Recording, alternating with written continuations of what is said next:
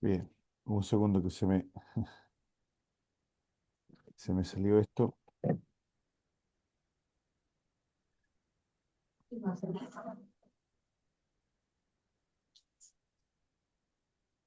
Creo que ahí dice que está compartiendo.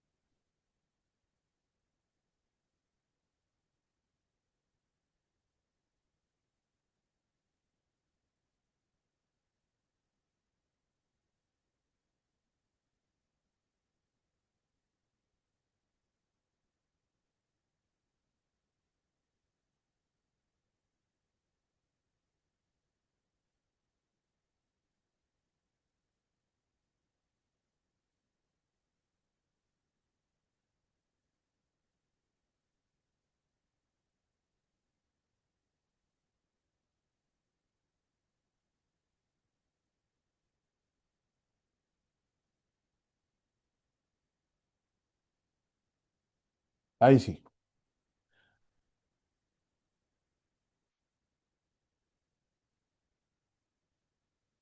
Bien, ahora sí, hermanos. Pueden ver la pantalla que estoy compartiendo, ¿verdad? Entonces, vamos a partir con esto básicamente es el bosquejo o los contenidos que vamos a ver el día de hoy. Bastante simple. Y partimos con nuestra introducción. Vamos a hablar acerca del rapto y nos referimos a cuando Cristo venga a buscar a su iglesia. Si por favor alguien puede leer este pasaje de Juan 14, versículo 3, y alguien más puede leer Primera de Tesalonicenses 4, del 16 al 17 para estar en contexto. Vamos a traerme agüita, por favor. ¿Quién va con Juan? Juan 14, 3, Juan por favor. 3, Sí, 14, Juan 3. 3. Eh, y si me fuere y os preparare lugar, vendré otra vez y os tomaré a mí mismo, para que donde yo estoy, vosotros también estéis. Ahí tenemos el pasaje de Juan, muchas gracias. Vendré otra vez y os tomaré. Gracias. A mí mismo, ¿verdad? Para que donde yo estoy, vosotros también estéis. Y ahora, por favor, el pasaje de Primera de Tesalonicenses.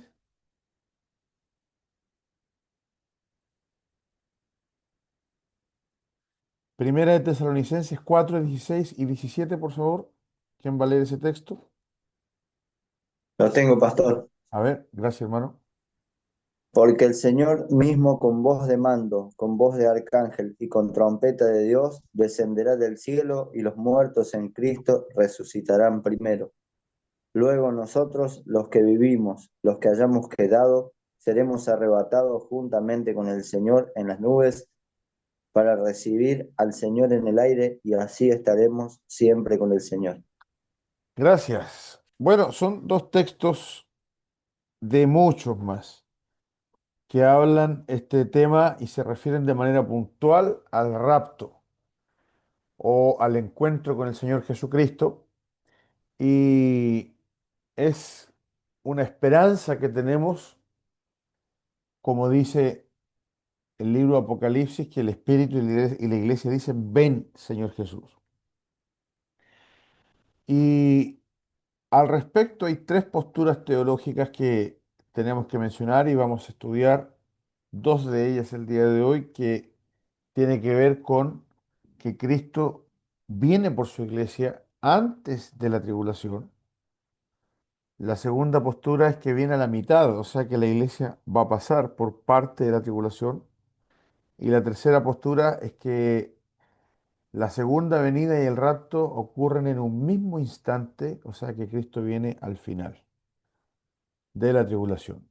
Y tenemos que aclarar en todo caso que no importa cuál sea la diferente postura, pero todos coincidimos en que Cristo viene por su iglesia.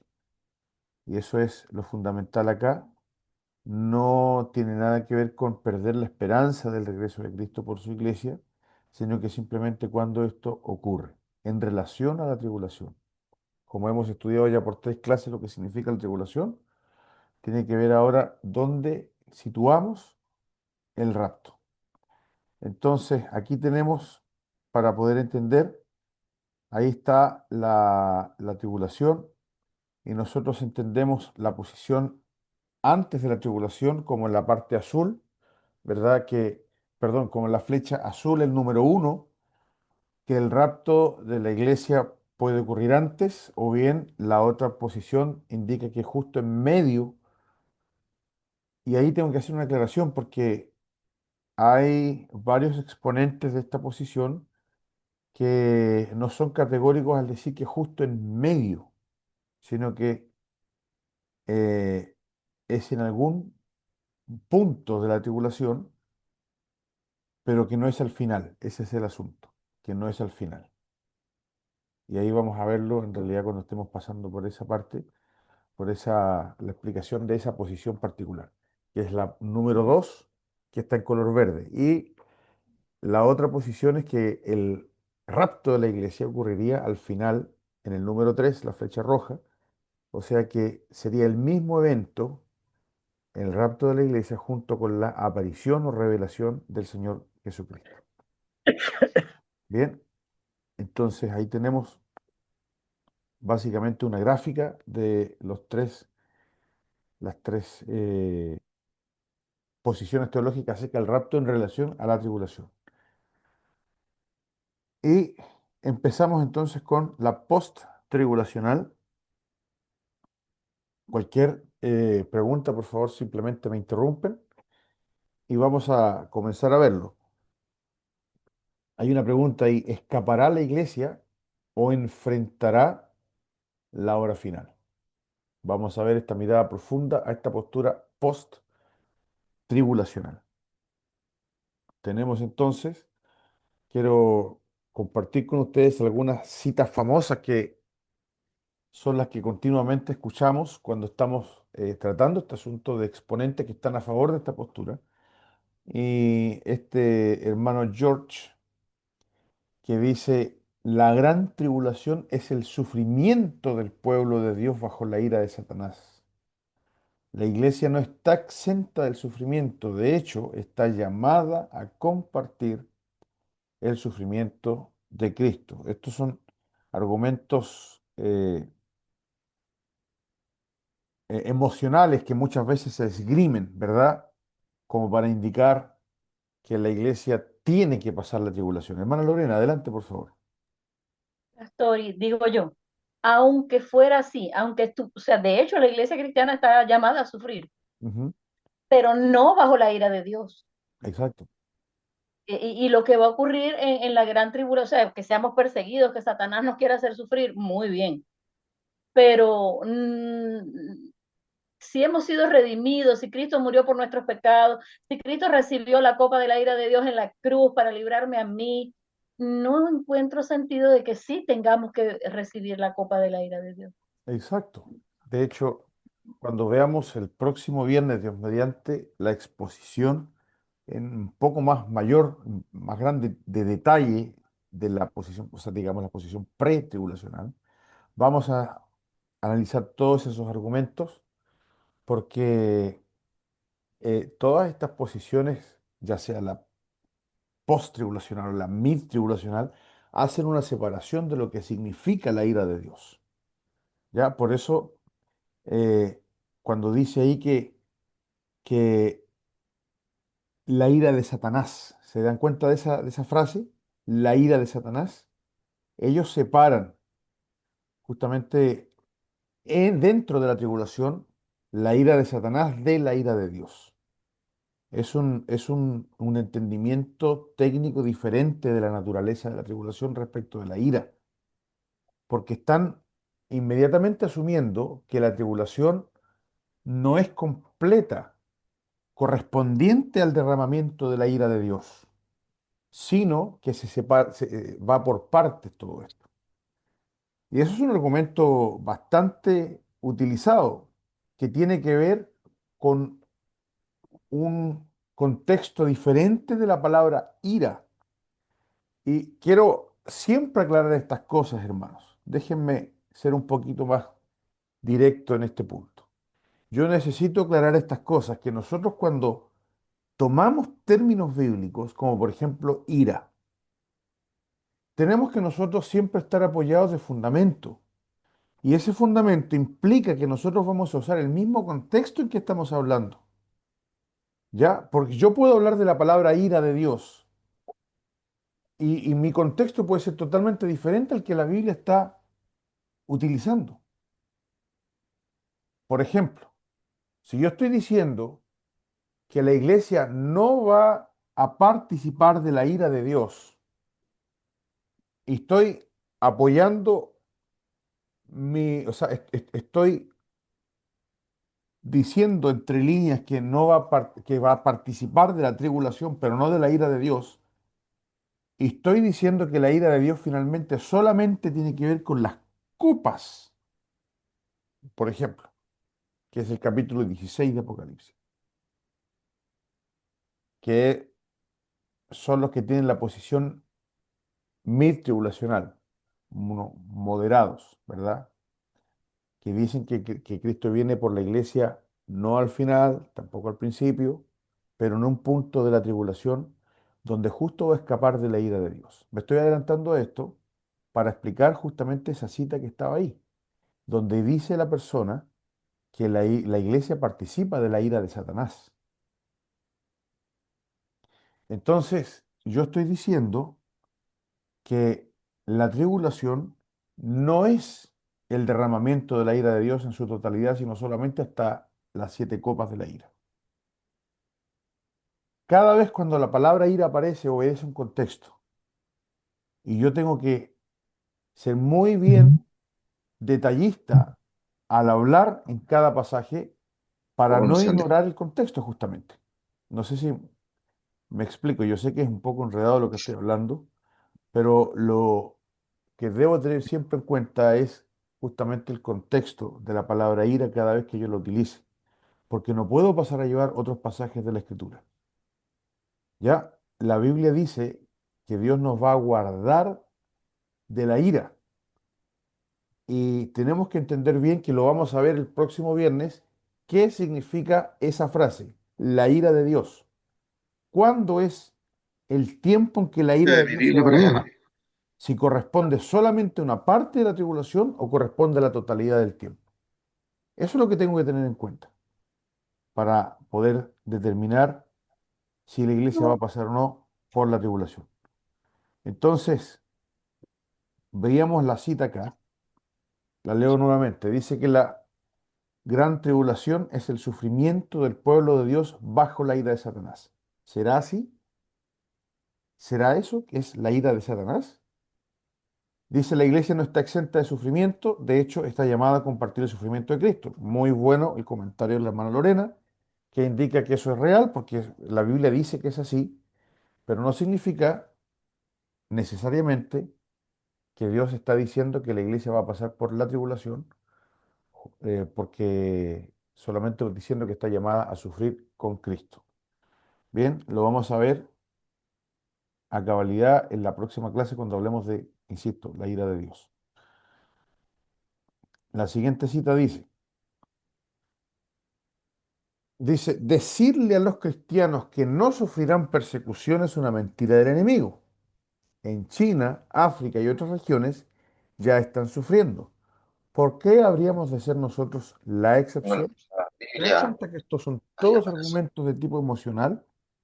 Que yo los he escuchado bastante, hermanos, y yo también perseveré varios años en esta posición post-tribulacional. Y yo también cuando predicaba decía los mismos argumentos, por justamente no entender correctamente cómo la Biblia expone esta doctrina. Lean la cita y vean cómo cala profundo en nuestros corazones para hacernos entender de alguna manera emocional que la iglesia tiene que pasar por la tribulación. ¿Se dan cuenta, verdad? La última dice, este es de Richard Gumbrand, Este hermano fue el que escribió el libro Torturado por Cristo, que es un muy buen libro, excelente libro. Yo lo recomiendo siempre. Un libro pequeñito, como de 100 páginas más o menos. La cosa dice, el cristiano debe prepararse no para escapar del sufrimiento, sino para permanecer fiel en medio de él. Obviamente esto tiene un contexto también más amplio porque este hombre fue encarcelado durante 14 años, vivió torturas terribles y siempre se apunta a este argumento emocional, como yo les vuelvo a repetir, de que la iglesia tiene que pasar por este periodo de purificación, ¿verdad? ¿Alguien ha escuchado, aparte de mí, o tal vez ha esgrimido este argumento emocional, indicando que la iglesia debe necesariamente pasar por este tiempo de purificación? ¿O soy solo yo? ¿Qué dijo? Pastor, el pastor Sugel Michelén, eh, él es postribulacionista, Ujú. pero él, lo que yo le he oído es, él tiene otros argumentos. Por ejemplo, como que en Corintios habla de a la final trompeta. Claro. Entonces, Michelén dice, es a la final trompeta, es la última trompeta. Entonces no puede ser que suene la trompeta, somos arrebatados, pero más adelante hay más trompetas. Él dice que esta es la última, la de Apocalipsis. Ajá. O por ejemplo, acusa de que el rapto secreto no es secreto porque todo el mundo se va a dar cuenta, porque van a haber millones de personas desaparecidas y por lo tanto no es ningún rapto secreto. O que, por ejemplo, en ninguna parte de la Biblia, dice él, me encanta esta clase que me cayó, pero felizmente como anillo al dedo en el momento indicado, porque sí tengo dudas. O sea, sí le escuché argumentos que me dejaron un poquito descolocada, Ujú. porque toda la vida he sido pretribulacionista. Él dice, por ejemplo, que en ninguna parte de la Biblia se anuncia una aparición intermedia, sino que vino el Cristo sufriente, todo el mundo lo vio, sufrió, se murió, o sea, sufrió lo que tenía que sufrir a vista del pueblo judío, a vista de todo, todos nos enteramos que ahí está el testimonio bíblico, y que la segunda venida que narra la Biblia en todas partes es apoteósica, es esa venida de un Cristo en poder, que todo le verá, y o sea, que no habla de una semisegunda venida. Entonces, bueno, esos son los argumentos que este señor ha dado y te los comento para que, por favor, cuando pueda me los aclare. Sí, claro, vamos a... De eso se trata esta clase justamente. Pero justo yo lo que estaba planteando era si alguien ha oído o piensa en lo emocional, que nuestra mente es bastante susceptible y se mueve por esas cosas y está bien, somos seres en ese sentido también emocionales, de la necesidad que la iglesia tiene o tendría de purificación, como indicar, estoy esgrimiendo argumentos emocionales. ¿Alguien ha escuchado de que la iglesia tiene la necesidad de purificación o de yo muchas veces dije esto, ahí vamos a saber quién es quién, ¿verdad? Cuando venga el anticristo y ahí nos exijan marcarnos y ahí realmente vamos a saber quién es quién porque la iglesia necesita purificarse, estamos en el último tiempo. ¿Alguien ha escuchado algo acerca de ello, como dice Rembrandt? No, yo tengo Pastor, entendido que con la cruz de Cristo bastó y esa es nuestra purificación, no hace falta nada más. Exacto, exacto. Hermano Martín. sí, yo escuché algo similar en algún momento, en alguna otra iglesia donde asistí, no en la última, pero en alguna, entre medio escuché algo similar porque se malentiende lo de la persecución como que fuera para la iglesia y, y bueno, y se malentiende también lo de la venida, como dijo la hermana y todo eso ahí. Entonces, entre medio de toda esa mezcolanza, también ha surgido ese argumento. Sí, claro. Bueno, estamos hablando de la persecución escatológica, ¿verdad? Porque todos entendemos que persecución ha habido siempre y, y estamos hablando finalmente de la persecución bajo el anticristo. Ya el tema es que cuando se tratan estos asuntos, muchas veces se recurre al argumento emocional porque es el que más queda. A la gente no le queda mucho el pasaje de la escritura o le quedan ciertos pasajes, pero no el sistema que la escritura construye para darnos los argumentos. Recordemos que nosotros tenemos una fe racional. Recordemos que esto se llama la sabiduría de Dios.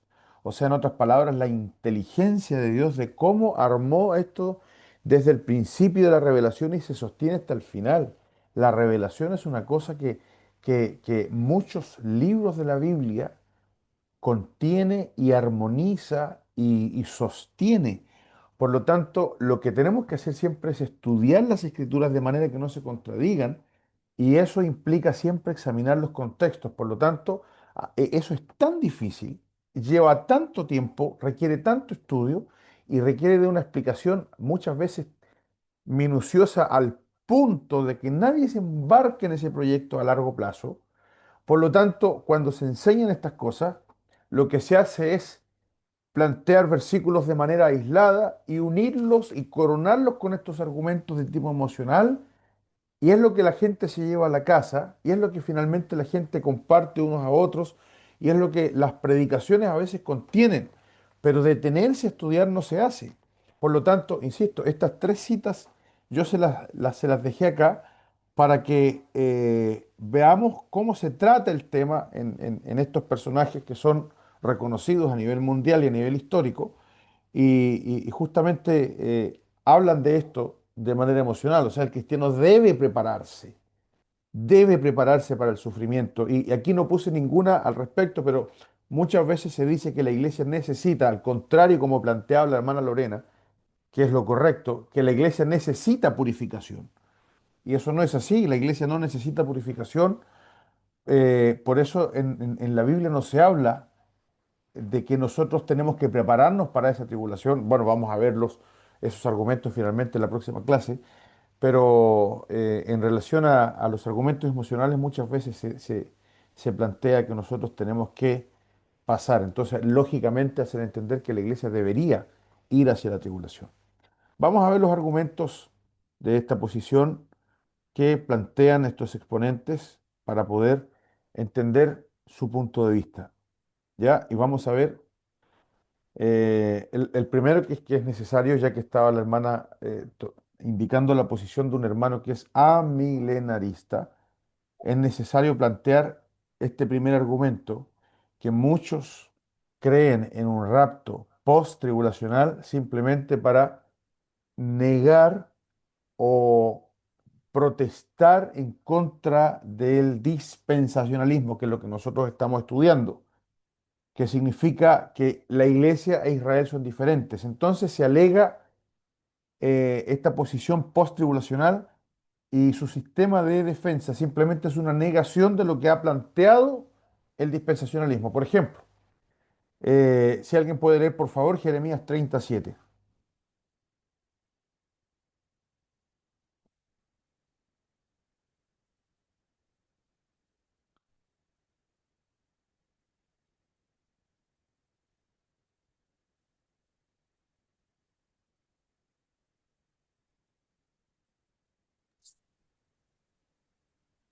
Lo tengo, pastor. Adelante. 37, ¿verdad? ¿Sí? Ah, cuán grande es aquel día, tanto que no hay otro semejante a él. Tiempo de angustia para el que Jacob, perdón, tiempo de angustia para Jacob, Ajá. pero de ella será liberado. Exacto. Gracias. La naturaleza de la tribulación tiene que ver con Israel, porque por eso dice ahí tiempo de angustia para Jacob. Y ahí sí podemos hablar de purificación, que toda la Biblia habla de ello, ¿verdad? Israel debe ser purificado, Israel debe ser pasado por ese fuego, y es lo que la Biblia plantea. Entonces, cuando nosotros negamos ese tratamiento de la interpretación en el cual decimos que ahí está hablando de Israel, y nosotros sacamos esa base, ya no existe la refutación filosófica de decir, oye, pero por favor, la tribulación tiene que ver con Israel. ¿Cómo va? ¿De dónde encajamos? eh, ¿Cómo hacemos encajar esto en la iglesia si la tribulación tiene que ver con Israel? Ha sido anunciada desde el principio para Israel. Cuando vimos la tribulación, la primera clase, ¿se acuerdan? La primera clase de la tribulación, donde yo les puse, ¿desde cuándo la Biblia está hablando de tribulación? Es impresionante. Y el primer vestigio de tribulación lo vemos en Éxodo capítulo 32. O sea, hermanos, por favor, la tribulación, su naturaleza tiene que ver con castigar a Israel.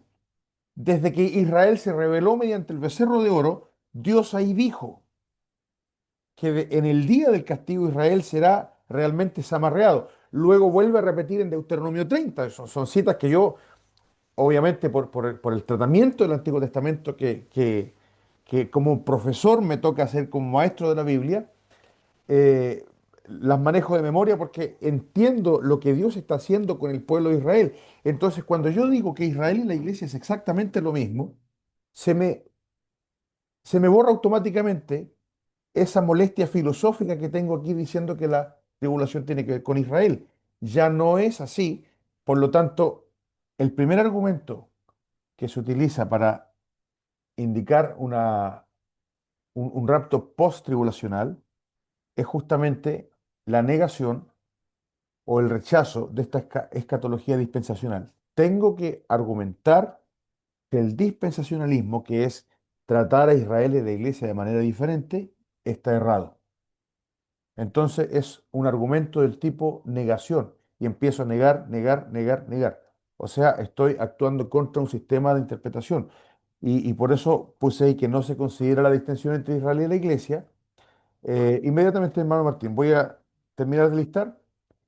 Contradice la naturaleza y propósito escritural de la tribulación, que ya se los digo, es tratar con Israel. Niega las distinciones del rapto y la segunda venida que están en el Nuevo Testamento, niega la doctrina de la inminencia, niega el cumplimiento futuro de la semana 70, indica que es pasado. Estamos hablando de una hermenéutica inconsistente, ya lo hemos hablado durante todo este curso. Y finalmente, que se esgrime que este planteamiento pretribulacional es nuevo, que eso muchas veces lo escuchamos, no sé si a alguien le ha tocado escuchar eso, pero que se indica que es una posición nueva, que no es histórica. Ahora sí, hermano Martín, por favor. Sí, no, era simplemente agregar que bueno, un argumento que se usa para poder igualar a Israel con la iglesia es eso de que somos el Israel espiritual. Eh, y ahí es donde hacen calzar de alguna manera los argumentos, pero estaba viendo en Daniel 9:24 que ahí es bien claro que dice 70 semanas están determinadas sobre tu pueblo y sobre tu ciudad. O sea, no hay Exacto. forma de negar que eso es Israel. Exactamente, sí, está clarísimo en las escrituras, pero todo tiene que ver con qué base tengo yo para interpretar. Si voy a interpretar las escrituras de la misma manera que interpreto la doctrina de la salvación, o sea, lo que dice es lo que es, entonces voy a llegar a esa conclusión. Si no, voy a tener que cambiar y hacer vista gorda de que estoy tergiversando y ahí claramente me va a salir cualquier cosa. Letra B, qué raro le puse B, es número 2. Sí, porque, estoy con A, B, C, 1, B, C. Bueno, perdónenme ahí esa inconsistencia, hablando de inconsistencias. A ver, el rapto no es inminente. Entonces, otro argumento que se utiliza para hablar de un rapto post-tribulacional es que tenemos que esperar señales, ¿verdad? Esto me imagino que todos lo hemos escuchado, que tenemos que estar atentos a señales, que ese fue el discurso de Cristo en el Monte de los Olivos. Y de nuevo tiene que ver con el contexto, porque cuando Cristo estaba hablando de que tenía que esperar señales, ¿a qué se refería? El punto es que ahí está hablando el Señor de Israel, lo vamos a ver, insisto, esos son argumentos para la posición pretribulacional, pero Cristo no está hablando de la iglesia en ese punto en particular. Los, ¿Se acuerdan los pasajes del Monte de los Olivos? ¿Alguien tiene las citas en la mente? Esto es cosa que tiene que siempre manejarse de memoria. Son tres pasajes en el Nuevo Testamento, en los Evangelios del Monte de los Olivos, del discurso del Monte de los Olivos. ¿Se acuerdan? Cuando habla del capítulo 24, ¿no? Exacto. ¿Sí? Mateo 24:1. Son paralelos, por eso. En el libro de Marcos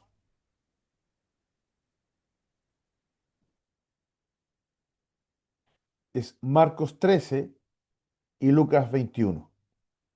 Esos tres pasajes son paralelos. Mateo 24, Marcos 13, Lucas 21. Pero ahí se Eh, refiere a la destrucción del templo. exactamente. Está hablando, siempre Mateo, que tiene que ver con los judíos, nos deja claro porque el capítulo 24 no solo numéricamente viene después del capítulo 23, sino que temáticamente tiene que ver con eso. En Mateo 23, Cristo está hablando del trato de Dios con Israel. De hecho, es el discurso a los fariseos. ¿Se acuerdan cuando empieza a hablar de los fariseos en el 23? Y si ustedes se fijan, ¿con qué termina el capítulo 23 de Mateo? Véanlo ahí, por favor. ¿Con qué termina?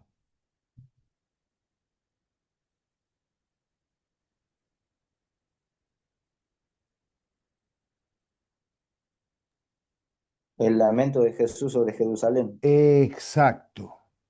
No me veréis más, le dice, hasta que digas, bendito el que viene. ¿Se acuerdan? Lo está leyendo allí?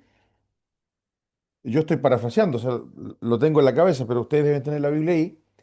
Entonces Cristo está Por- hablando justamente del rechazo a Israel y pasa a hablar porque está en conexión con el templo. Y lo mismo que Marcos, y la cosa es que los discípulos le dicen, mira el templo, y el Señor les dice, no quedará piedra sobre piedra. Está hablando del rechazo judío. Por eso habla de la tribulación, porque es lo que le toca a Israel, y en esas condiciones Israel va a decir lo que dijo Cristo, bendito el que viene en el nombre del Señor. Entonces, contextualmente, Cristo está hablando de Israel, no de la iglesia. Por eso les dice que tienen que esperar señales. Pero claro, resulta que tengo que hacer un ajuste mental de interpretación para decir que Cristo viene después de la tribulación. El primero y es el más lógico, decir como estos hermanos que son excelentes hermanos, que son amilenaristas, decir que no existe un trato independiente con Israel y que no hay milenio y que todo eso es falsa interpretación y es la única manera en que calce un rapto al final de la tribulación. O bien decir que sí hay milenio, pero Israel y la iglesia son la misma cosa. Es bien rara esa posición, muy rara. De hecho, consejo, si alguien por un tema emocional o quizá de repente respetar a un maestro de la Biblia. Por ejemplo, hagamos cuenta, mi pastor me enseñó el rapto post-tribulacional y yo no voy a cambiar, no, no hay problema. Pero tiene que entender que si va a abrazar el post-tribulacionismo, es mejor que tome el pack completo y entienda eso dentro del contexto amilenial, porque es la única manera que esa posición tiene cierta lógica. Y lo vamos a ver finalmente, insisto, en la clase que viene. Pero les adelanto una cosa. Si el rapto es al final de la tribulación, ¿quién va a habitar el milenio? Porque si el Señor Jesucristo va a glorificar a todos los que estén en la tierra que sean creyentes al final de la tribulación, y de ahí empieza el milenio, ¿quién va a habitar el milenio? Si el milenio lo habita gente con cuerpos naturales, que se casan, tienen hijos y mueren. Entonces el rapto post-tribulacional no tiene ningún sentido considerando un milenio posterior a la tribulación. Bueno,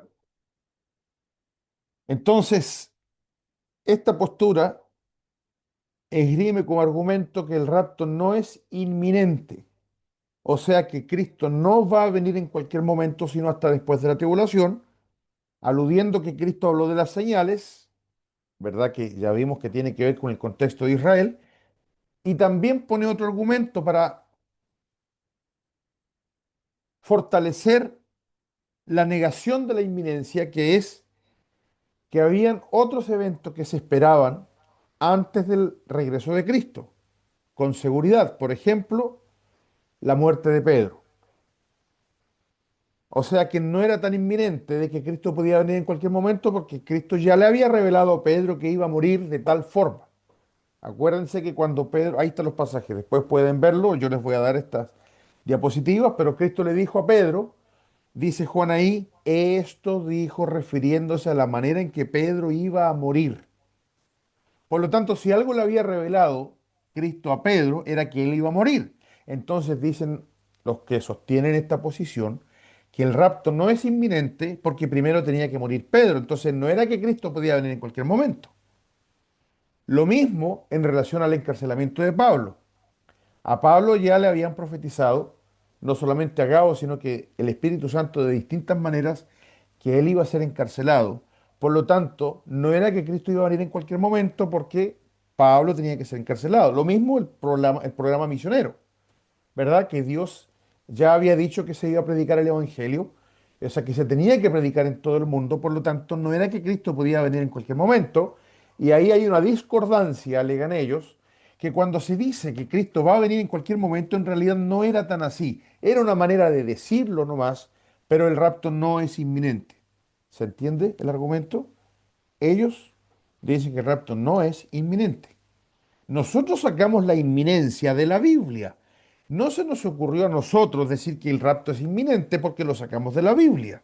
Ellos dicen no era inminente porque, insisto, había eventos que tenían que ocurrir y no podían ocurrir después del rapto. O sea, ellos niegan entonces que Cristo pueda venir en cualquier momento, porque nos han escuchado decir, cuando hablamos del rapto pretribulacional, que Cristo puede venir en cualquier momento. Dicen, eso no es bíblico. ¿Bien?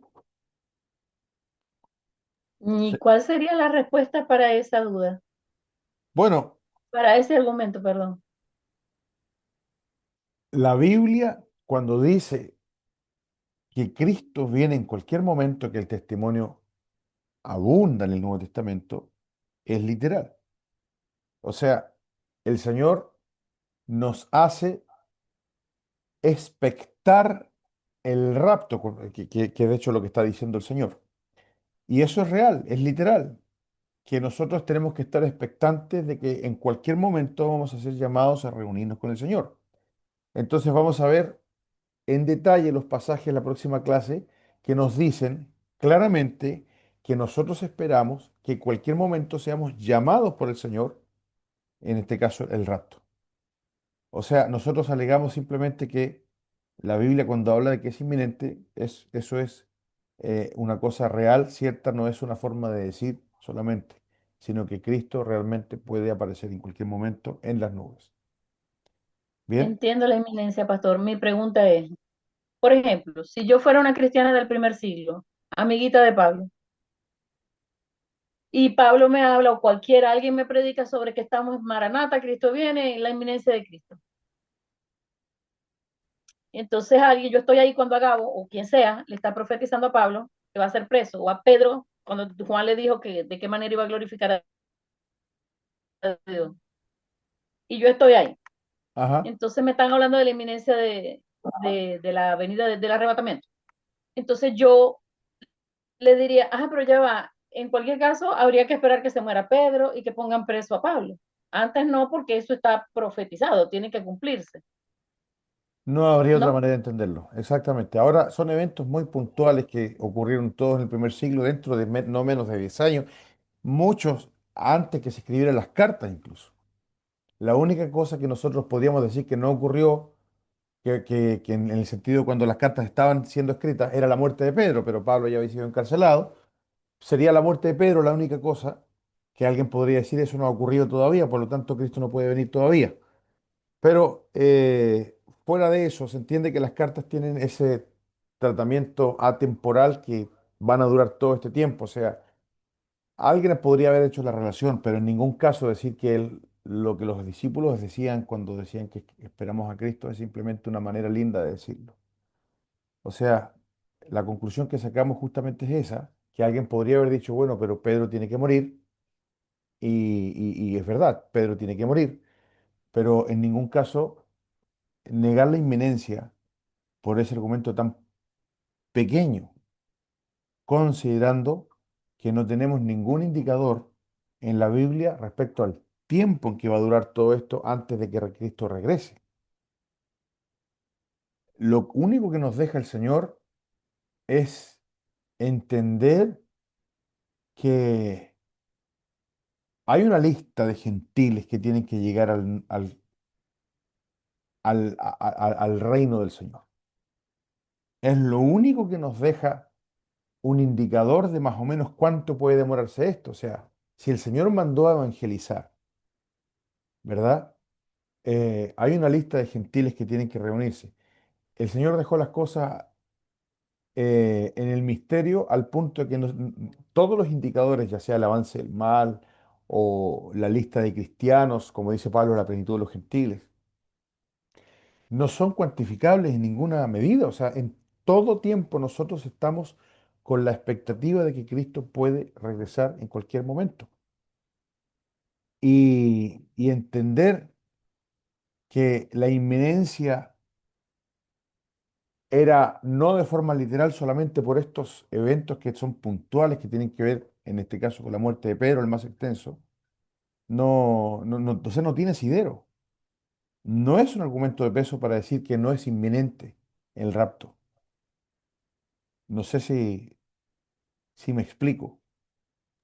O alguien Sí, podría considerarlo realmente que es un argumento de peso para decir que en realidad, cuando la Biblia dice que el regreso de Cristo es inminente, no se refería a algo literal.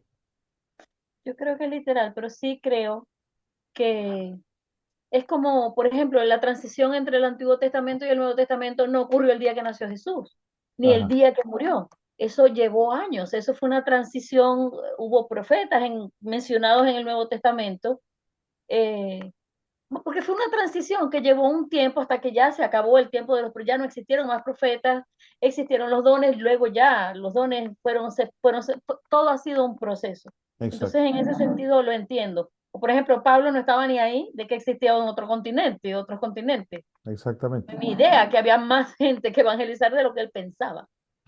exacto. Eh, Así que sí, para ellos era inminente. Para ellos en cualquier momento, pues el Evangelio podía haber llegado a cualquier lugar y ya se juntaron los escogidos y venía Cristo. Supongo que Y yo creo que era un si proceso. alguien hubiera pensado que Pedro vivo era un problema para que viniera Cristo, o sea, eso se resolvía en cosas de segundos, ¿me entienden? A lo mejor tiene que ver con que Pedro tenía que ser ancianito y todo eso, porque eso es lo que le dice el Señor, alguien te va a ceñir. Pero, en fin, no tiene mucho sentido hacer descansar todo un tremendo argumento solo en eso. Así que, pero es, insisto, una de las cosas que se utiliza para decir que el Señor no venía en cualquier momento, contrariamente a lo que el vasto testimonio del Nuevo Testamento indica. Lo vamos a ver en la próxima clase. No es solamente Pedro y Pablo que hablan de esto. Ya la promesa de tribulación, ya lo vimos, ¿verdad? Pero aparte de estos pasajes que los pongo acá, que son los que tienen que ver con Israel, que sabemos que hay una base diferente de interpretación porque son pasajes que prometen tribulación a creyentes, pero se refiere ahí en el contexto a Israel. Tenemos estos otros pasajes que hablan de la iglesia. Entonces, por favor, si podemos leer Juan 15, 18 y 19 y también, por favor, el 16, 1, 2 y 33. Estos son exclusivamente dirigidos a la iglesia. ¿Quién los tiene, por favor? Juan 15. Sí, 18 y 19. Si el mundo os aborrece, sabed que a mí me ha aborrecido antes que a vosotros. Si fueres del mundo, el mundo amaría lo suyo, pero porque no sois del mundo, antes yo os elegí del mundo, por eso el mundo os aborrece. Bueno, se entiende que se está hablando de manera muy general y no técnica del tiempo de la tribulación, ¿verdad? Lo mismo, por favor, el capítulo 16, hermana, 1 y 2 y 33. 16, 1 y 2. Estas cosas os he hablado para que no tengáis tropiezo. Os expulsarán de las sinagogas y aún viene la hora cuando cualquiera que os mate pensará que rinde servicio a Dios. Y el 33. Ya. Estas cosas os he hablado para que en mí tengáis paz. En el mundo tendréis aflicción, pero confiad, yo he vencido al mundo. Gracias. Se entiende que está hablando de lo mismo que habla cuando se refiere Cristo a la tribulación. O sea, son casi las mismas cosas. Os expulsarán, van a matar a ustedes pensando que se rinde servicio a Dios. Eso va a ocurrir también en la tribulación. Pero el contexto no hace indicación que se refiere exclusivamente a ese tiempo de 7 años. Entonces, eh, tal como hemos hablado ya antes cuando hablamos de las citas, si bien la iglesia ha pasado por persecución o tribulaciones durante todo el tiempo de la iglesia, desde el mismo momento que Cristo ascendió, empezaron a matar y perseguir a los apóstoles, eso no implica que sea la tribulación escatológica, ¿verdad? Esas indicaciones bíblicas que esté refiriéndose a la tribulación escatológica como el término técnico de la tribulación. Pero son argumentos que se usan para indicar que la iglesia va a pasar por la tribulación. O sea, cuando yo quiero hacer calzar algo, todo me sirve. Y si ahí dice eso, y está hablando de la iglesia, que es indiscutible que hable de la iglesia, entonces digo, ven, ahí Cristo dijo que la iglesia va a pasar por la tribulación, cuando sabemos que no es así. Pastor, pero ahí Este, pareciera, sí, es la impresión que a mí me da, claro, que se refiere al día a día, todos los días. O sea, a partir de ahora, ustedes serán perseguidos y cuando prediquen el evangelio, el mundo estará en contra de ustedes, pero como que todos los días. es que No, claro, no, hay que no entender pareciera porque referirse a un evento particular. acuérdense que, sí, acuérdense que los discípulos, hasta el mismo día que Cristo murió, pensaban que Cristo iba a reinar sobre los romanos. Por lo tanto, hasta ese mismo día que esa noche fue la noche que Cristo fue entregado, Cristo les dijo, no va a ser así. Y ese es el contexto de esa declaración. Pero no les está diciendo Cristo que van a pasar por la tribulación con eso, sino que les está diciendo justamente que las cosas ahora, si han sido difíciles para Cristo estando vivo, una vez que Cristo esté muerto y resucitado y ya ascendido al cielo, porque es lo que le dijo en todo ese tiempo, no van a cambiar, e incluso van a empeorar. Entonces, el contexto es clarísimo, como lo dice la hermana Lorena, lo que está diciendo es lo que va a pasar en el día a día. Y fue lo que efectivamente pasó. Entonces, hay ahí también la confusión. La siguiente, la Biblia habla de un día de resurrección. Ese es otro argumento que se indica también, que el día de resurrección es una instancia, uno solo, ¿verdad? Y por favor, dos voluntarios para leer. En primera instancia, primera de Tesalonicenses 4:16, y otro, por favor, que lea Apocalipsis 20:5 y 6.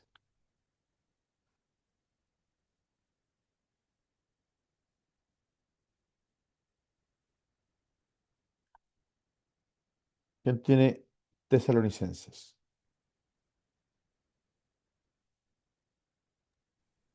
Yo lo tengo, lo leo. Sí, por favor. Porque el Señor mismo, con voz de mando, con voz de arcángel y con trompeta de Dios, descenderá del cielo, y los muertos en Cristo resucitarán primero. Los muertos en Cristo resucitarán primero, se entiende que está hablando del rapto, ¿verdad? Y Apocalipsis 20, por favor, 5 y 6.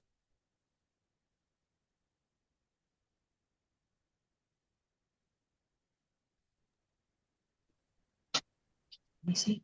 25, ¿sí? Sí. Sí, por Solo, favor. solo, solo seis, pastor. 5 y 6. Ah, pero el hermano Alan parece que iba a leer. Ya, 25 y 6, ¿cierto? Sí, por favor. Ya. Pero los otros muertos no volvieron a vivir hasta que se cumpliesen los 1000 años. Esta es la primera resurrección. Bienaventurado y santo el que tiene parte de la primera resurrección. Y la segunda muerte no tiene potestad sobre estos, sino que serán sacerdotes de Dios y de Cristo y reinarán con él 1000 años. Muchas gracias. Mis hermanos amados, ustedes cuando vean argumentos acerca de este rapto post-tribulacional, siempre se van a encontrar con esto, que tiene que ver con simplemente versículos, nodos aislados y no obedecen a un sistema completo de sustento escatológico. Y aquí hay uno de ellos. Como la Biblia habla de una resurrección premilenial, post-tribulacional, ¿verdad? Lo acabamos de leer. Apocalipsis 20 es justo el fin de la tribulación y es antes del milenio. Y ahí menciona la resurrección, entonces se dice, bueno, he ahí la resurrección anunciada específicamente por el versículo de Tesalonicenses. Si la resurrección está ocurriendo al final de la tribulación, entonces ahí está el rapto que incluye la resurrección de los muertos en Cristo. ¿Ya? O sea, tenemos justamente esta presunción de asumir que los muertos que están resucitando en Apocalipsis 20 son los muertos en Cristo, los muertos de todo el tiempo de la iglesia. Eso es una presunción. Pero dado que se anuncia una resurrección con el rapto, se dice, ahí está el rapto porque ahí está la resurrección. En ninguna parte en Apocalipsis dice que ahí está el rapto. Apocalipsis no trata ese tema. No es que no lo quiera considerar, pero es que está tratando otro asunto, está tratando la consumación. Por eso no se ve en ninguna parte del libro Apocalipsis que diga aquí está el rapto. Pero como ahí hay una resurrección, se indica que esa resurrección arbitrariamente correspondería a la del rapto. Hermana Lorena, adelante, por favor. Ah, aquí arribita se lee claramente que esta gente que resucitó fueron los que no se dejaron marcar, los que no adoraron a la bestia en la tribulación. Pero también dice, que es la parte que no entiendo, para que por favor me explique, que esta es la primera resurrección. Ajá, En exacto. mis cuentas era la segunda. En mis cuentas estaba el Justamente. rapto, la primera Es, resurrección, y esta sería la segunda, los que no se dejaron marcar en la gran tribulación. claro, lo Y mismo entonces, que la trompeta. Porque si nosotros podemos, en cuanto a la cronología, la primera resurrección, si nosotros somos bien técnicos, ocurrió ya con Cristo. Ahí está la primera resurrección. Si es que vamos a hablar de cronología, ahí está ya la primera resurrección. Entonces, no podemos hablar de que está hablando en contexto cronológico, sino que está hablando de categorías. Lo mismo que vamos a hablar cuando hablemos de la trompeta. Ya cuando dice la final trompeta, ¿a qué se refiere cuando dice la final trompeta? Entonces, tenemos que tener eso en consideración. La Biblia cuando habla de resurrecciones solamente hay dos clases de resurrecciones, hay dos clases. La Biblia dice que resurrección para vida y resurrección para muerte. Entonces ahí está la primera y la segunda resurrección, en ese sentido. Son categorías, no son cronológicas, porque la primera ya ocurrió, tiene que ver con Cristo. No es menos importante la resurrección de Cristo para decir que no es la primera. Da la coincidencia que justo la que viene después es la resurrección para muerte, entonces, ya ahí está la segunda. Pero es que no está hablando de cronología, está hablando de justamente categorías. Solamente hay dos categorías de resurrección, que es para vida y para muerte. Y justamente Pablo dice que la resurrección de Cristo es la que ya ocurrió para nosotros entender que los muertos sí vamos a resucitar. O sea, no puede ser la primera la que ocurre al final de la tribulación. ¿Bien? Entonces, para apoyar esto que es un día de resurrección, tenemos citas como las de Juan, donde al parecer se refiere a un solo instante, ¿verdad? Que dice ahí, lo voy a leer yo, Juan 5 28 al 29. Veamos este pasaje, por favor. Libro de Juan, capítulo 5 versículos 28 y 29. No os maravilléis de esto, dice Cristo, porque vendrá, singular, hora, cuando todos los que están en el sepulcro oirán su voz. Los que hicieron lo bueno saldrán a resurrección de vida, mas los que hicieron lo malo a resurrección de condenación. Entonces, ahí el Señor Jesucristo está hablando de esa hora. Y de nuevo, Cristo no está refiriéndose a si va a ser en un evento, en dos eventos, simplemente lo que está haciendo es separar estas dos categorías. ¿Ya? Asumid que porque Cristo está diciendo que es hora, va a ser un solo evento, es una presunción. Lo mismo que 11:24 cuando Marta le dice a Cristo, yo sé que en el día postrero va a resucitar, ¿verdad? El día postrero. Pero de nuevo sabemos que ese día postrero es un periodo largo de tiempo. Finalmente, la parábola del trigo y la cizaña se utiliza también como para apoyar el rapto post-tribulacional. Nosotros sabemos que al final, dice la parábola, que se separa la cizaña del trigo en un solo evento. El error es interpretar esta parábola en relación a la iglesia. Lo que está diciendo el Señor en Mateo 13 es básicamente lo que tiene que ver con la aceptación y el rechazo de Cristo, independiente de la iglesia, de Israel, es cómo va a ser recibido Cristo en todo este tiempo hasta que ocurra la revelación. No se está refiriendo en particular ni en tiempo de la iglesia, ni con su pueblo Israel, no está haciendo esa distinción porque lo único que le interesa a Cristo es dejar en claro que hasta que Cristo sea revelado, se va a tratar todo esto como un misterio. Y eso es lo que dice Apocalipsis capítulo 10. El misterio se va a revelar. Entonces, por eso está haciendo esto de indicar que se siembra la palabra, pero también el enemigo siembra su cizaña. No está hablando particularmente del tiempo de la iglesia, tampoco está hablando particularmente de Israel, solamente está tratando cómo se va a recibir la revelación de la palabra de Dios y eso está indicando que al final va a haber una cosecha. Pero no deja claro el Señor que se refiere necesariamente al tiempo de la iglesia, ni que la semilla del trigo es la iglesia. No está diciendo eso el Señor allí. Yo sé que muchas veces utilizamos este pasaje para hablar de la iglesia y el Señor no dice la iglesia, dice es el mundo. El campo es el mundo, no dice el campo es la iglesia, dice el campo es el mundo. Entonces está tratando en la parábola la humanidad como un tema general, no se está refiriendo a la iglesia. Bien, recuerden que en este tiempo, en Mateo capítulo 13, ni siquiera se mencionaba la iglesia. Lo único que se mencionaba era de Cristo en relación a Israel. Y justamente lo que se había mencionado es que Israel había rechazado a Cristo en el capítulo anterior, en Mateo capítulo 12.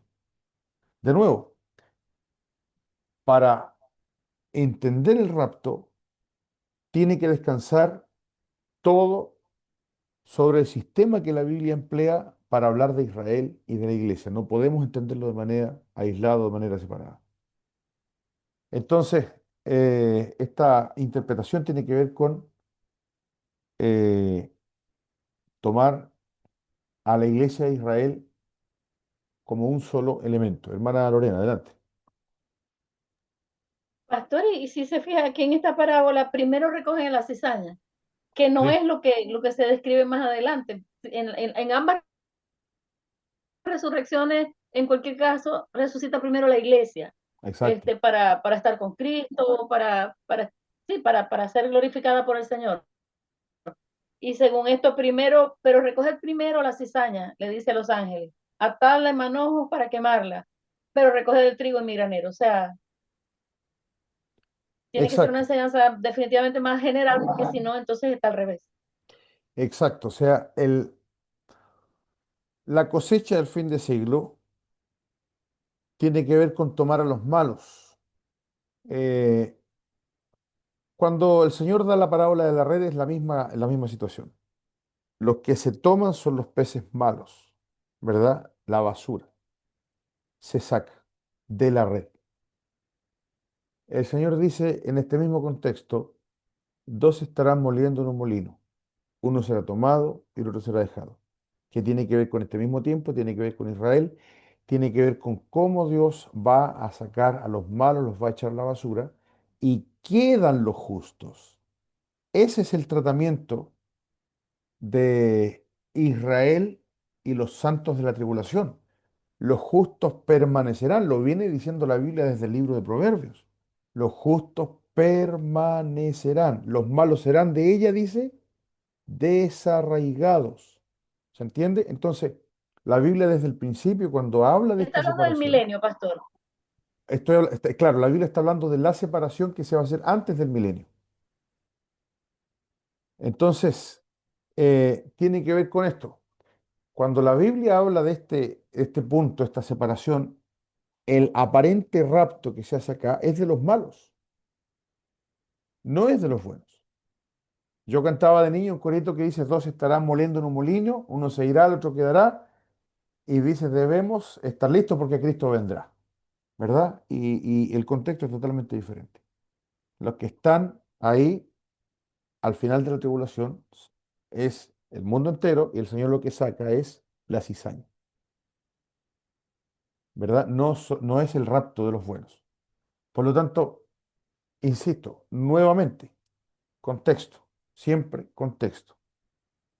Cuando ustedes investiguen en los libros de teología, se van a dar cuenta las argumentaciones de cada una de las posiciones, cómo están sustentadas, y se van a dar cuenta ustedes en las mismas argumentaciones que no se hace uso del contexto, no se hace uso de todo el sistema que la Biblia sostiene para hablar de la escatología, de manera que las posiciones realmente encajan con todo lo que Dios ha revelado y simplemente son puntos aislados.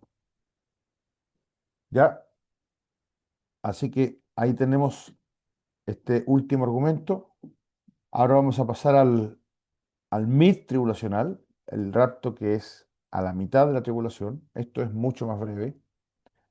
Debo decir que la mayoría de los evangélicos en el mundo apoyan el rapto post-tribulacional.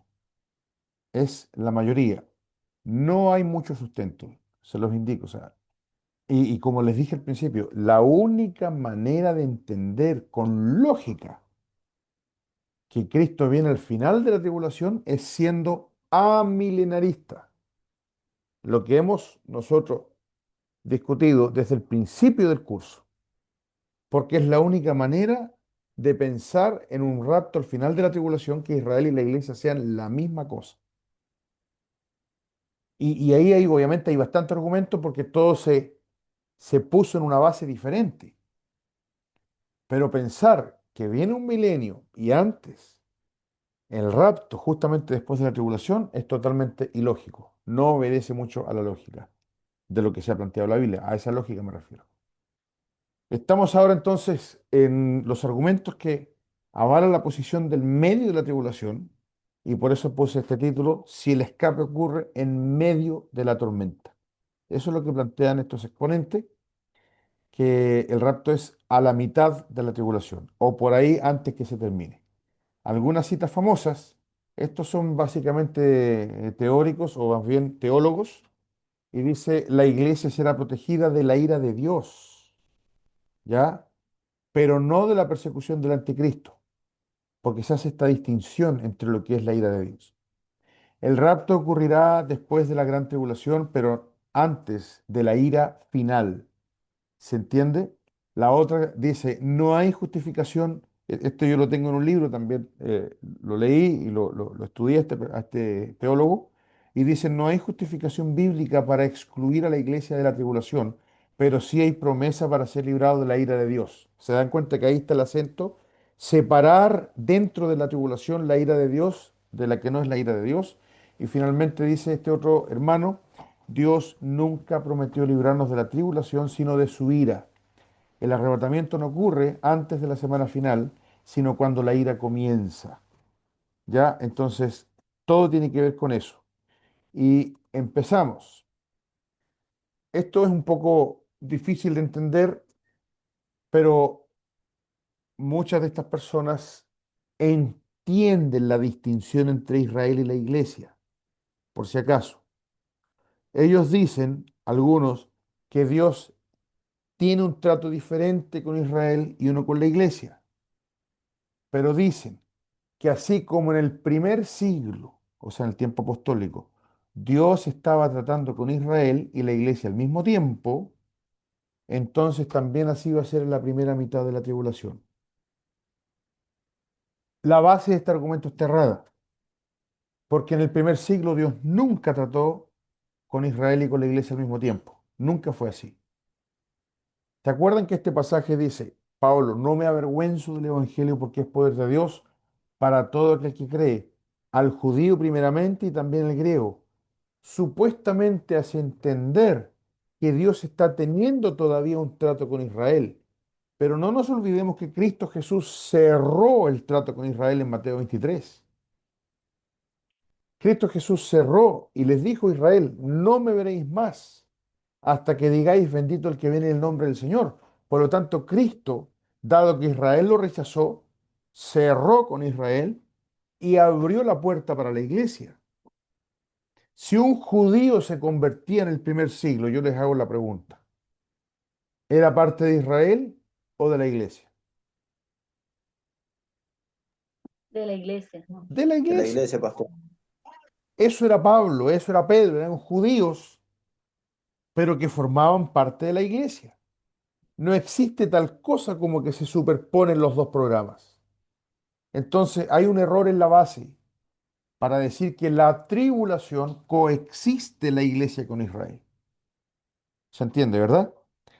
Si coexistiera Israel con la iglesia en la tribulación, ¿qué pasa con los 144.000?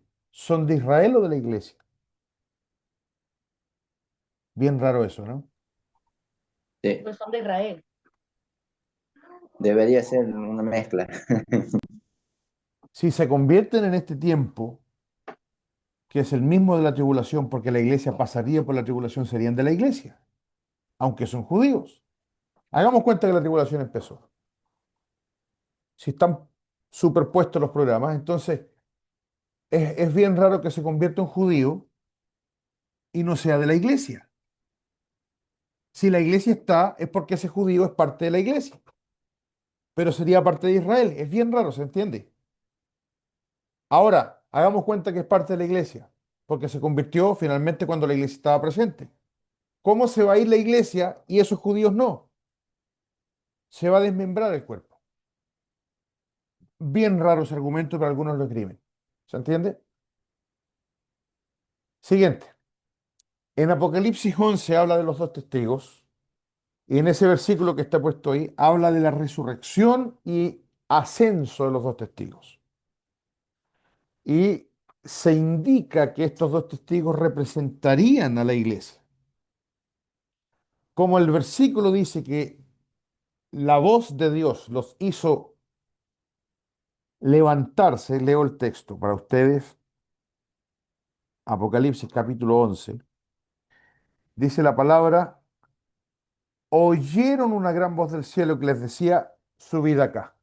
Y dicen, bueno, ahí está la voz de trompeta y finalmente esos dos testigos son una representación de la iglesia. Algunos dicen que representa uno a los vivos, el otro a los muertos, pero ya sabemos que eso lo que está haciendo es alegorizar un texto que según el contexto indicaría de manera literal que son dos personas y no la iglesia completa. Pero es uno de los argumentos que se presenta. Número 3, y esta es la más famosa que también se indica en la post-tribulacional, tiene que ver con mezclar el pasaje de Corintios con el de Apocalipsis que habla de la trompeta. Y quiero por favor que leamos los dos pasajes. ¿Quién va a leer Corintios? ¿Quién dice yo? Yo lo Hermano, tengo. hermano Martín, hermana Lorena, por favor, Apocalipsis 11:15. Perdón, pastor, si me paso la hoja. Corintios quince Primera de cincuenta y dos. Corintios Sí, 15:52, 15:52 por favor. dice, en un momento, en un abrir y cerrar de ojos, a la final trompeta, porque se tocará la trompeta y los muertos serán resucitados incorruptibles y nosotros seremos transformados. Ya, gracias. El de Apocalipsis. El séptimo ángel tocó la trompeta y hubo grandes voces en el cielo que decían, los reinos del mundo han venido a ser de nuestro Señor y de su Cristo, y Él reinará por los siglos de los siglos. Gracias. Muy bien. Recuerdan que en Tesalonicenses dice claramente que es trompeta de Dios, ¿verdad? Dice el Señor mismo con voz de mando, con voz de arcángel, con trompeta de Dios. Lo que está diciendo Pablo en Tesalonicenses y en Corintios tiene más que ver con esa trompeta del traslado, que en el caso de Israel era literal. ¿Se acuerdan las dos trompetas de plata que Dios mandó a hacer? Esto es en el libro de Números, capítulo, no sé si es el 9 o el 10. Dios le dijo a Moisés que se van a hacer, mandó a hacer dos trompetas de plata. Y esas trompetas iban a ser ya sea para convocar al pueblo para la guerra, para convocar a los ancianos, o en fin, cuando se tenga que mover el campamento. ¿Se recuerdan de eso? Es el 10, pastor. El 10, gracias.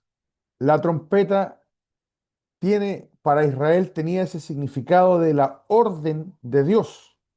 Como Pablo dice que si se toca la trompeta con sonido incierto, ¿cómo se prepararán para la batalla? ¿Se acuerdan? Entonces tiene que ver con eso, de mover al pueblo de Dios. Por eso Pablo, cuando habla en Corintios y habla en Tesalonicenses, que habla de la trompeta, porque se tocará la trompeta, lo que está diciendo que es una trompeta que nos dice a nosotros que es tiempo de partir, tal como le decía Israel que era tiempo de partir a otro lugar. Es una trompeta de distinta naturaleza a las trompetas de Apocalipsis, porque las trompetas de Apocalipsis, primero que nada, es una trompeta de ángel y es una trompeta de juicio. Y es una trompeta que anuncia no para la iglesia ni para los creyentes, sino que es una trompeta que le anuncia a los impíos que el reino de Dios está llegando. ¿Se dan cuenta? Son de distinta naturaleza. Mezclar trompetas con trompetas desobedece la regla que nosotros los bautistas amamos, la del contexto. El contexto de la trompeta Apocalipsis es totalmente distinto al contexto de la trompeta de Corintios y la de Tesalonicenses. De nuevo, Corintios y Tesalonicenses están hablando del traslado de la iglesia a su lugar siguiente. Por eso dice que se tocará la trompeta. Pero en ningún caso tenemos que decir que esas son las trompetas que toca un ángel que no es de Dios, no es trompeta de Dios, para anunciar los juicios. Sí, hermana Lorena, adelante. Cuando dice, perdón, a la final trompeta, me imagino que se refiere que es el último llamado que tenemos los Exactamente. cristianos a partir con el Señor. Exactamente. Significa que nuestro peregrinaje terminó. Por eso está diciendo, en ese sentido tiene que ver con la final trompeta, no que haya una serie de trompetas, sino que está diciendo ya el tiempo se acabó, nosotros vamos a ir a nuestro último destino. Hermana Eugenia. Cuando dice de la, Ya. Cuando dice de... Se me acopla. Espera un poquito. Sí, Y ahora sí, ahora sí. ya. Cuando dice que la trompeta va a sonar solamente para las personas que no creyeron en Cristo, o nosotros los vamos a oír esa trompeta. Bueno, lo que está diciendo en Corintios y en Tesalonicenses es que el Señor nos va a llamar tal como cuando Israel era convocado para moverse. Eso es lo que, insisto, todo esto tiene que ver con un contexto bíblico y el Señor está indicándonos con esto muchas cosas. Lo primero es que Él es nuestro jefe tal como Moisés era el jefe de Israel. Lo segundo es que la iglesia no hace nada sin que Dios lo, lo haya motivado. Lo tercero es que tal como Israel, que no podía moverse solo, la iglesia no decide cuándo se va al cielo, sino que Dios la va a llamar y que simplemente tenemos que esperar el tiempo de Dios. ¿Ya? Entonces, eso es lo que nos está diciendo el Señor con este pasaje. Y lo que se entiende ahí es que los únicos que vamos a escuchar esa trompeta somos nosotros. Tal como cuando se tocaba la trompeta para Israel, ni Egipto se enteraba, ni Moab se enteraba, a los demás quedaban fuera del plan de Dios con Israel, así como el mundo quedará fuera del plan de Dios con la iglesia. Esa trompeta, por eso se habla de una manera, ¿cómo es la palabra? Eh, no literal, por si acaso, de que el rapto va a ser secreto. No, la Biblia no dice que va a ser secreto, sino que la Biblia lo que dice que es para la iglesia. Es la iglesia la que Dios va a convocar para ser reunida arriba. Eso es lo que está diciendo. Es distinta la trompeta de Apocalipsis, porque las trompetas de Apocalipsis, todas esas trompetas, incluso la trompeta de Israel, que viene después de esa trompeta séptima, por si acaso, ¿ah? Esa trompeta séptima del capítulo 11 ni siquiera es la última, no es la última. Hay una trompeta más adelante que dice Mateo que va a reunir a sus escogidos al sonido de la trompeta, y eso es Apocalipsis capítulo 20, Apocalipsis capítulo 19. Entonces, esa trompeta de Apocalipsis tampoco es la última de la serie de siete, ¿ya? Pero esa trompeta de Apocalipsis claramente va a ser oída por todo el mundo porque es una trompeta de distinta naturaleza y propósito que tiene que ver con el juicio. Entonces, para responder a la hermana Eugenia, la trompeta de Corintios, la trompeta de Tesalonicenses que habla del rapto, la vamos a oír solamente los creyentes. La trompeta de Apocalipsis, que es la trompeta número 7, esa la va a oír todo el mundo porque le anuncia a los impíos que el tiempo se acabó. Es muy diferente. ¿Bien? Entonces, la última argumentación para el rapto a la mitad de la tribulación tiene que ver con esto, que mucha gente dice que la tribulación solamente tiene que ver con los segundos 3 años y medio. ¿Se acuerdan cómo había llamado Cristo a la primera parte de la tribulación? ¿Cómo lo había llamado cuando dijo, oirán de guerra, rumores de guerra y empezará la persecución? ¿Cómo lo llamó el Señor? Principio de dolores. Gracias, principio de dolores.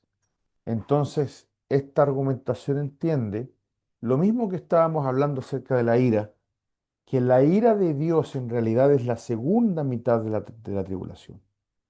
Y al principio solamente fue la ira del hombre. Eso, de nuevo, desobedece al contexto. ¿Qué dice en el capítulo 6 de Apocalipsis respecto de lo que estaba ocurriendo allí? ¿Qué ira es la que se está derramando? ¿Qué dice allí? Con claridad. Al final del capítulo 6, ¿verdad? En el sexto sello, algo dice la gente. La ira del Cordero, pastor. La ira Escondernos de la del... ira del Cordero. Exacto, escondednos de la ira del Cordero, dice, porque el gran día de su ira ha llegado. Toda la tribulación es el derramamiento de la ira de Dios, independiente que haya una persecución humana, o satánica, porque entendemos que a la mitad de la tribulación se desata la persecución por el anticristo. Entonces hay gente que dice lo siguiente, que nosotros vamos a participar de la ira del hombre, que es la primera persecución, los primeros sellos. Vamos a participar de la ira de Satanás, que es la segunda persecución, Apocalipsis 12 en adelante. Pero vamos a ser librados de la ira de Dios, que tiene que ver con la serie de 7 copas. Eso es desconocer justamente el contexto del versículo que acabamos de leer. Si bien la persecución en la primera parte de la tribulación es ejercida por el sistema político, en la segunda mitad la persecución es ejercida por el diablo mediante el anticristo. Y al final están las 7 copas de la ira de Dios. Todo el periodo de 7 años obedece al derramamiento de la ira de Dios. No podemos desconocer eso. Por lo tanto, cuando la Biblia habla de la tribulación, siempre trata los 7 años como una unidad. Y la única distinción que se hace tiene que ver con el poder del anticristo aumentado. Pero los 7 años es el tiempo de angustia que Dios está propinando el castigo a Israel. Es una unidad. No es que está dividido entre la ira del hombre, la ira del diablo y la ira de Dios. Eso no es así. Bien, hermana Lorena, adelante. Perdón, pastor, pero es que ¿Sí? este es mi momento para preguntar. No Ajá, lo puedo evitar. adelante. Disculpe, disculpen mis hermanos, pero si así soy, ¿para qué me invitan? Ajá. Corrígame si me equivoco. Toda la vida, el tener un buen gobernante o un mal gobernante ha dependido de Dios, no solamente en la gran tribulación o no, siempre. Dios le ha dado paz a una nación a través de un buen gobernante y ha castigado a una nación a través de un gobernante impío. Siempre ha sido así. ¿Por qué sería diferente en la gran tribulación? O sea, sigue siendo parte del castigo de Dios a la humanidad impía. Bueno, hermana Lorena, siempre cuando usted me, me hace sus intervenciones, yo hay cosas que dejo en el tintero a propósito porque entrar ahí sería demasiado y creo que basta lo que se dijo, pero claramente lo que se aduce para dar atención a este argumento para decir que Cristo, o sea, que hay una separación entre la ira del hombre y la ira de Dios, es justamente ese punto que usted está tocando, porque se dice que Dios es un participante pasivo en la primera parte de la tribulación, en el sentido que simplemente permite, permite. ¿Se entiende? Entonces, como Dios ahí solamente está permitiendo, en cambio, cuando llega el punto, el tiempo de derramar las copas, Él mismo las derrama, que en realidad manda ángeles a derramar, se toma como un tratamiento diferente y no está correcto, porque es Dios quien desata los sellos, llegó el tiempo donde el Cordero, no, o sea, si nosotros queremos decir que Dios es un participante pasivo en la primera parte de la tribulación, tampoco es correcto, porque Eh, alguien podría decir, pero es que Dios siempre ha sido así, como en Nabucodonosor, que Dios permitió que Nabucodonosor estuviera, en fin, en fin, en fin. Pero es que no podemos dejar de desconocer que cuando viene el anticristo, es Cristo el que lo manda, es Cristo el que abre los sellos, ¿ya? Así que no es un participante pasivo el Señor, sino es que el que está derramando los juicios. Hermana Eugenia, adelante.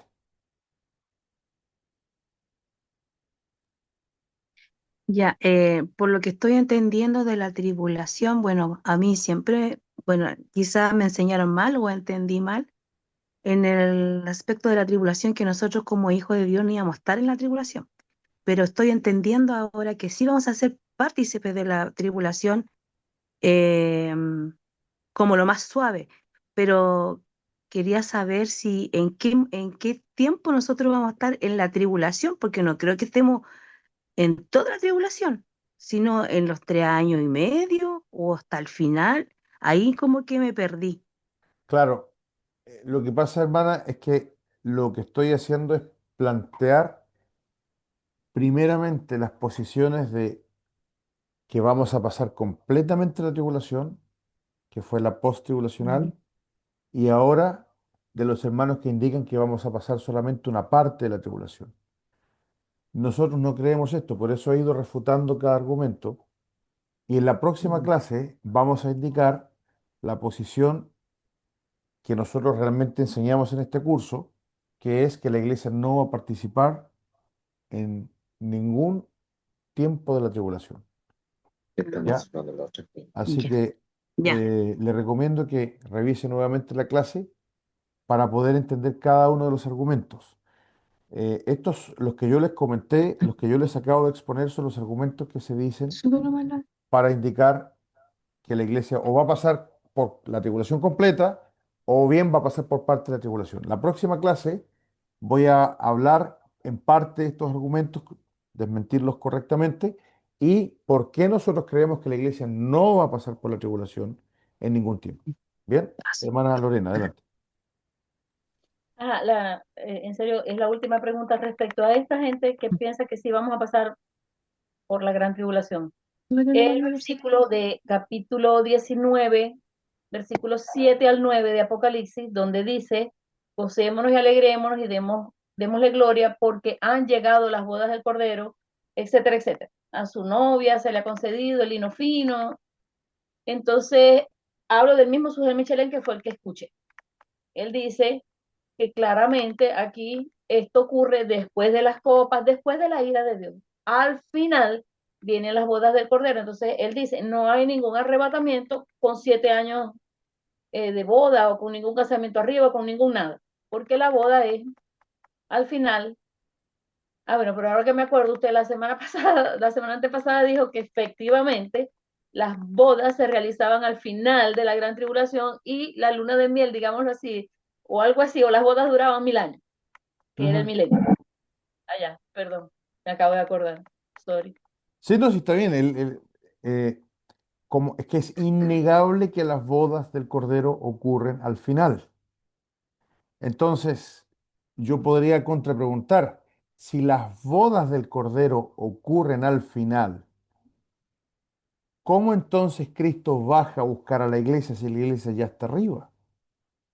Porque eso justamente es un argumento para hablar de un rapto pretribulacional. La iglesia subió antes, o al menos subió en un punto dentro de la tribulación, porque las bodas del Cordero se ubican exactamente antes de la venida de Cristo, antes de que Cristo baje, que es el versículo 11, y después de la destrucción de Babilonia. O sea que cronológicamente no podemos decir que están en otro lado, sino al final de la tribulación. Entonces la pregunta es, ¿a qué baja nuestro Señor sino a celebrar su boda con la iglesia? Es verdad, pastor. De hecho, termina, como termina siendo un argumento a favor del arrebatamiento, Es uno de los que siempre porque utilizamos. ¿de dónde salimos? Sí, es verdad. Exacto. Mire, estos 2 minutos que nos pasamos, ya empezamos a hablar de argumentos a favor del rapto pretribulacional, pero esa ya va a ser la clase del próximo viernes. Voy a detener la grabación.